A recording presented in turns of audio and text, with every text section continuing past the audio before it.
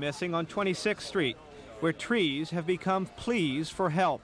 And further uptown at the Pierre Hotel, a gathering site for Cantor Fitzgerald families. I don't think the company has the information that we need. I think they're sharing everything they know, but we have not heard of one survivor. We've not been able to validate any stories that we've heard. There are official clearinghouses for information on the missing, and Cantor Fitzgerald is using them. But these friends and family members are convinced that any extra effort they can make on behalf of their loved ones is worth making. Peter Weil, CNN Financial News, New York.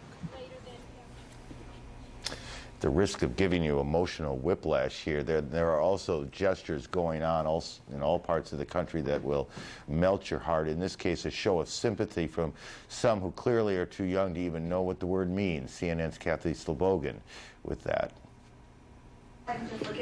Last night they said they ain't gonna move the buildings because they scared that they're gonna break some body bones.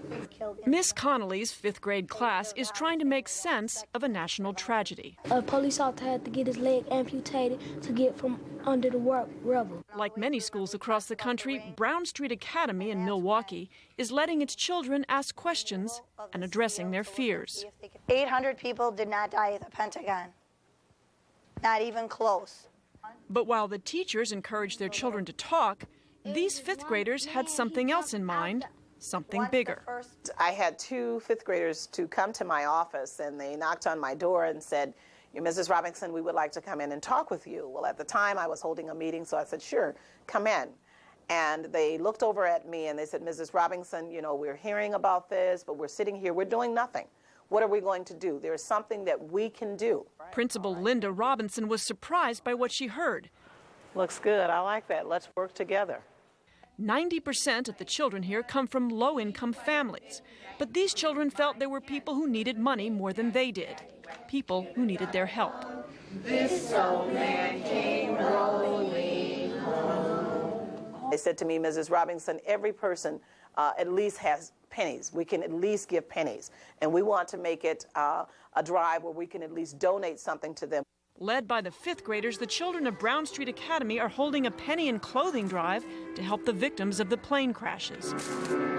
They also came up with the idea of asking the Salvation Army to help them distribute what they collect. Linda Robinson says the drive has galvanized the school. Students were coming off the bus. Miss Robinson, I have my pennies. Do you have yours? They were so energetic. I saw students getting off and they had their hands up and they were saying, we make a difference. The children's idea has turned grief into pride. It's changed conversations on the playground. Even in the hallways, conversations have changed. Students are now talking about what's happening in the news. They are reacting positively to this tragedy. Brown Street Academy, one small ray of light in a dark time. Kathy Slobogan, CNN. Sweet. We saw firsthand late last night how people are reacting to the people here in New York who are trying to find the victims of the tragedy. Some firefighters walked into a restaurant we were in, and people, well, let me put it this way. I guarantee you that they bought no drinks for themselves. People were very generous. They cheered them. It's the kind of thing that's happening all over this city as people see better than ever than they ever have before, I guess, those people who risk their lives to keep the city safe. Here's CNN's Richard Blystone. These are the guys who run up the fire escape when everybody else is running down. The men who will get you out of an inferno 50 stories in the air or die trying.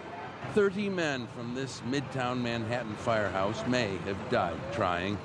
They were among the first to reach the trade towers Tuesday, and they haven't come back. So as you can see, the neighborhoods had an outpouring of love for us. Night and day they come to leave a flower, light a candle. I felt I did something, yes. I felt like I did something. Hard-boiled New Yorkers. When I was sitting out on somebody's car over there in disbelief, I had my head in my hands, and I felt somebody just kind of give a little squeeze on my arm. I look up, and it was just somebody walking past. Total strangers, like this woman from Argentina, who says she had to come and touch the firemen. Tenía deseo de tocarlo porque es.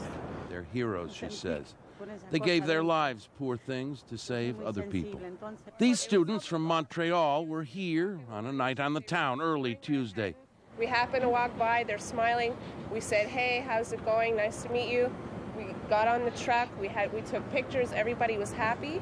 And now we hear that some of the people who we met might be missing. They were the first ones to go. It's just devastating. It's like, I can't believe we were here like 6 hours before this with those people. You don't think much about firemen until you need them.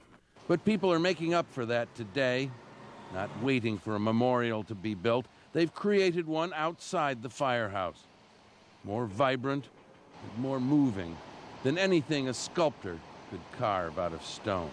Their courage and fearlessness just sets an example for the world. It's very, very powerful. And I'm honored.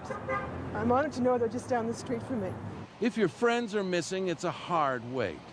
A small distraction, in the words of support, the presence of food and flowers, and this present from Parsippany, New Jersey, to replace one of the station's 5 lost trucks. Whatever you need it for, you got it. We just bought a new one. This is up for sale. You guys want it, you're more than welcome to it. We're still in business. The guys are going out. That's what we have to do. Protect the people, the city. And so, those lucky enough to have done more than wait go home for a rest. Because it's not over. And it would be nice to think that in times to come, when the memories come flooding back, they will remember these as well. Richard Blystone, CNN, New York. Well, Frank Donahue of the Red Cross is with us. I don't think he's surprised by the generosity that he's seen here in your own way in the generosity business, I think. Just quickly, to show... I was showing Aaron a sandwich. Tell the story here. First graders from Long Island made hundreds of these for the people at the Armory today, for the workers. They had little notes on it and a Hershey Kiss. I have to admit I ate the Hershey Kiss on the way over, but it's a sign, I think, of what so many people in the generosity, people, restaurants, everywhere, every shelter, every facility that we have going. They made thousands of them, and being first graders, what kind of sandwich is it? Peanut butter and jelly. Yeah, PB&J. Let's talk about what people are going through. You didn't have to be in the ground zero area to be horribly affected by what happened there. You didn't need to lose a loved one. You just had to see the pictures. Absolutely. The pictures are staggering. When I came over Tuesday over the Holland Tunnel, came into Holland Tunnel and saw New York, I'm reminded of 2 years ago when I was in Izmit, Turkey, and 20,000 people lost their life in that earthquake. The black cloud that hung over Turkey was the same cloud that was hanging over New York, and it's still there, the smoke. And everywhere I've turned, the emotion of people, the signs on trees and on telephone poles of loved ones missing, it's everywhere, this whole city. One of the things that occurred to me this afternoon, I was talking to someone who had survived it, and I'd been in Oklahoma City a year after the bombing there, and people who survived these things, people, in this case, people who got out of the World Trade Center before they collapsed, go through a kind of post-traumatic stress where they, in fact, feel guilty for having lived. Right. We have about 500 volunteer mental health workers, many of them at the Armory, in a variety of locations in the city that are helping people deal just with that, the guilt that I got out and my best friend didn't. And also, of course, the pain of family members that are looking to find people and are hearing nothing. There's not much to tell people at this point. And just to stay with the survivors for a second, these things manifest itself in horrible ways, in divorce, in depression. In Oklahoma City, at least, there were a number of suicides and suicide attempts. So it's hugely important for these people to get the kind of counseling and more, because you guys do triage counseling, really, right? Right, yeah. Correct, yeah. I mean, get them early before something... And then we try to push them into going to something more long-term, dealing with their clergyman or whoever, so that people don't continue to deal with this. As I was talking to some mental health people today, we have a city that's stunned. Many of the people that you saw around the Armory, around the whole city block and lines, are stunned. But after that stage comes a stage of anger.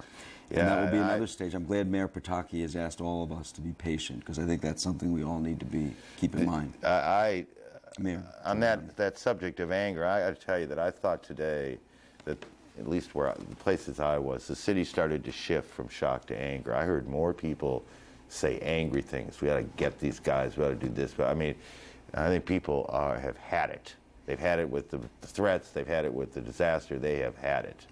And I think it's such an important opportunity for all of us to send a different message to young people and to kids like this, that it's an opportunity for us as a country to come together. One of the things I've been saying to a number of people is, why a city like New York or on the East Coast do we ever have a blood shortage? The gift of life, why is that? It should be rare in this country. This is the most populated part of the nation, and it's the one with the greatest blood shortage in the nation. This should be a testimony to these people that lost their life, that we'll never let a blood shortage ever happen in this country again. That we will always try, at least, to give and to go the extra mile. And I think, hopefully, out of this tragedy, some good can come, and I hope that that's the kind of thing we can learn. This is a couple of other areas here quickly. That whole question of how we talk about this to our kids is, I suspect, troubling to every one of us who has a child, in my case a 12-year-old, who yet again sees a shattering moment in her life and tries to make sense of it. And how do you do that? Mm-hmm. The Red Cross, we have a lot of disaster preparation programs. We're actually in schools every day teaching little kids how to deal with disasters. And you'd be surprised, sometimes little children are a lot easier, a lot more able to deal with it because of the training and the things that we were already teaching them how to deal with. We have a number of programs now for children. We have coloring books and materials available. People should contact their local Red Cross, because you don't have to be in New York to talk to your child about what they saw or seeing every day on the television. It's an opportunity to sit down with your children, tell them some of these things, and there's tools available to you to do that. I mean, it's a terribly difficult and complicated thing, and I don't want to wax on here, but you know, these kids have seen the horror of Columbine on television, and they've seen now this on television, and they see these things repeated over and over again, and they begin to think that they live in a truly evil world. It's certainly expanding. The evil that we've seen in many faraway places has expanded. I was so touched yesterday, my cell phone rang. 2 kids that I know, I do a lot of work in Bosnia with the Red Cross. 2 kids from Bosnia called me to see if I was all right. I thought it's an amazing thing that 2 college students were calling here to see if friends in America were okay. How long do you think that you'll have this sort of major operation in play? Months. Months. This operation is just beginning, and all the folks that even live in the whole Wall Street area, Battery Park area, finding housing for those folks, all of these things. We'll be at this for a long time. And when we, on Tuesday, we were talking about a critical shortage of blood. You mentioned there's almost an ongoing shortage of blood in an area like this. Some of that has to do with people's fears about giving blood, which they needn't fear, by the way. Do you still need it? Blood is always needed. As fewer survivors are pulled from the building, you know, the blood need that was thought immediately isn't as great. But the Red Cross has blood on standby, ready to go. We continue to want people to always give the gift of life, and they should dial that 1-800-GIVE-LIFE and be ready when we do need it, that you're ready to do it. But tell me if I heard this right, okay? What I think you just said is that maybe in terms of dealing with this moment, this crisis, the blood issue, the blood shortage issue, isn't what we thought it might be on Tuesday. I'm not suggesting people don't go out and do... Correct. Yeah. I think that people are saying, you know, as the bloodlines are endless. All over the country, the phones are ringing off the hook. People want to give blood. Because there's so many people have not been pulled from the wreckage that need blood. The demand hasn't been as great as initially thought, as we see on the television with all the doctors being released from hospitals that weren't needed. Mm-hmm. That's the unfortunate news. Yeah. And you think you'll be going for months. Do the demands change day to day or week to week? Do you start to deal with different sets of problems? Absolutely. I mean, we'll be looking at long-term recovery for people that have been displaced from the whole Wall Street neighborhood, for sheltering operations, emotional support for families, and, you know, all the complications that are involved in missing people. Missing people is something the Red Cross deals with in war-torn countries and now in America, and it's quite a long process. We're not embarrassed at all or uncomfortable saying we appreciate your efforts, your good work. We know how tired you must be, how hard all of the volunteers must be for the work they've done. We appreciate it very much. I'm very proud of what they're doing. They're great people. Well, you should be.